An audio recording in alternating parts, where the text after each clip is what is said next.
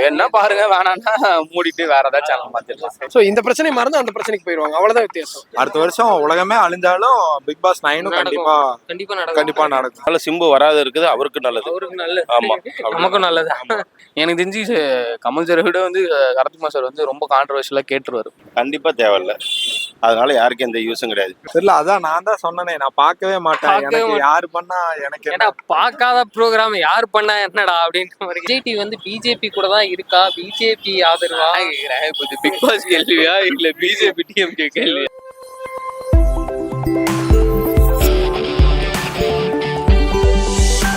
விஜய் டிவில வந்து big pass அப்படின்னு ஒரு ஷோ போட்டிருந்தாங்க, தெரியுமா? தெரியும் ப்ரோ. ஸோ அந்த ஷோ இப்போ நாடு இருக்க நிலைமைக்கு அந்த ஷோ தேவையா தேவையில்லையா?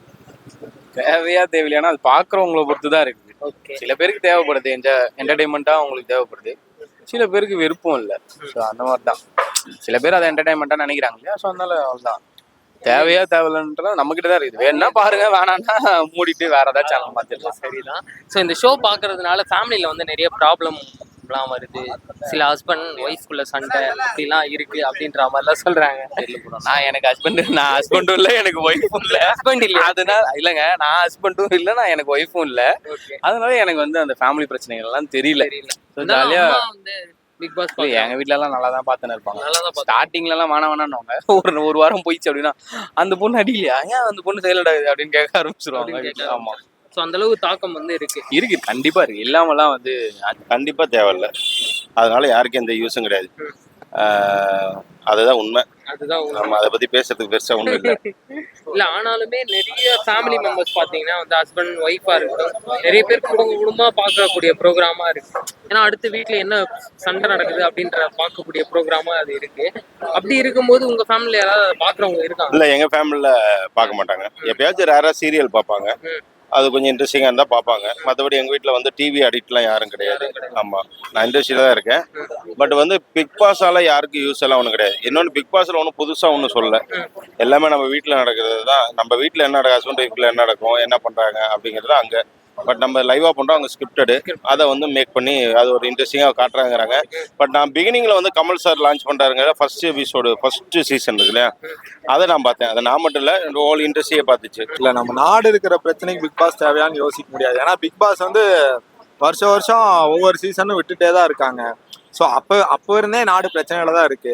இப்போ வந்துட்டு பிக் பாஸ் தேவையா தேவையில்லையான்னு நம்மளால டிசைடே பண்ணணும். ஏன்னா இது வந்து சீசன் 8ன்னு நினைக்கிறேன், 7ஓ 8ஓ. ஸோ வருஷம் பண்ணிட்டு இருக்காங்க.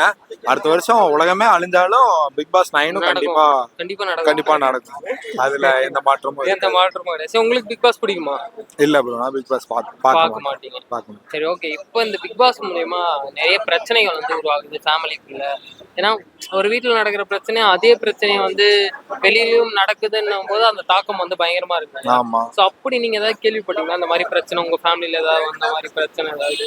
இல்ல, அந்த மாதிரி எங்க ஃபேமிலில யாருமே பிக் பாஸ் யாருமே பார்க்க மாட்டாங்க. அதனால நீங்க கேட்கும் போதே கொஸ்டின்ல ஏதோ ஒரு வில்லங்க இருக்கு. என்னன்னா பிரச்சனை இருக்கதான் செய்யும்.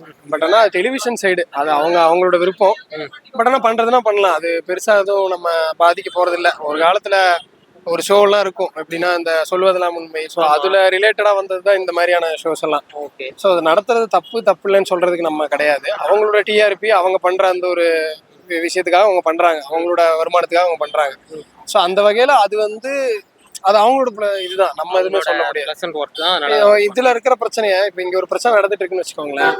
இந்த பிரச்சனைய அது ஒரு பிரச்சனை போயிட்டு இருக்கு. ஸோ இதுக்கு இடையில பிக் பாஸ் ஒன்று லான்ச் பண்றீங்க அப்படின்னா, ஸோ இந்த பிரச்சனையை மறந்து அந்த பிரச்சனைக்கு போயிருவாங்க, அவ்வளவுதான் வித்தியாசம். ஸோ பிரச்சனை அவ்வளவுதான், மறைக்கிறதுக்காக உருவாக்க. ஆமா. ஸோ இப்போ இந்த பிக் பாஸ் ஷோ இருக்கு இல்லையா, இதை வந்து யார் ஹோஸ்ட் பண்ணா நல்லா இருக்கும்?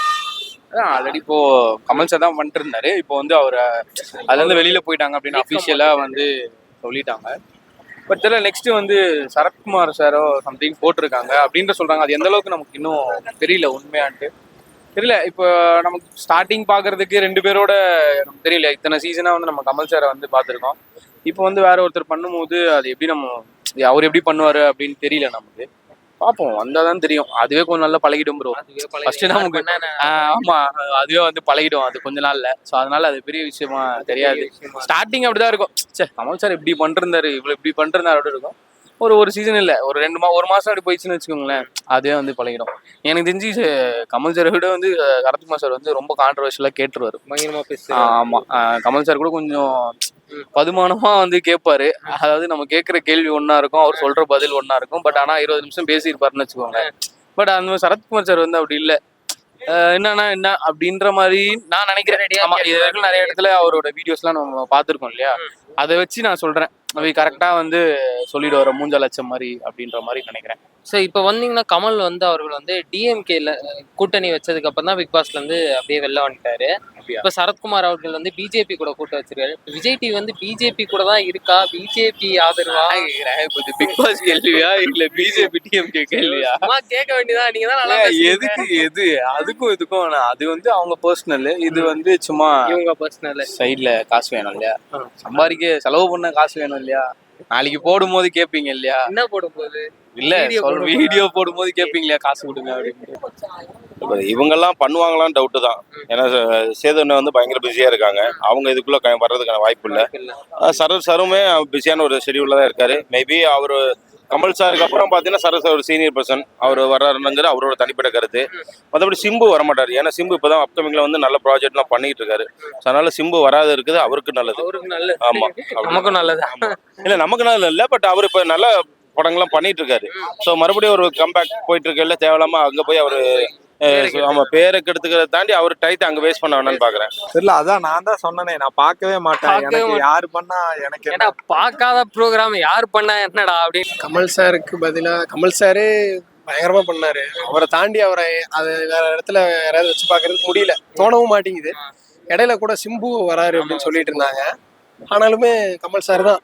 அவர் வந்தாலே அந்த ஒரு ஸ்டைலு, அவர் நடந்து வர்றதுக்கெல்லாம் அந்த பிக் பாஸ் மியூசிக்கு, அது இனிமே அது நல்லா இருக்கு. ஸோ யார் பண்றாங்கன்னு தெரியல, மேபி பார்ப்போம். எனக்கு கமல் சார் பண்ணா ஓகே அப்படின்னு தான் என்னோட அபிப்பிராயம்.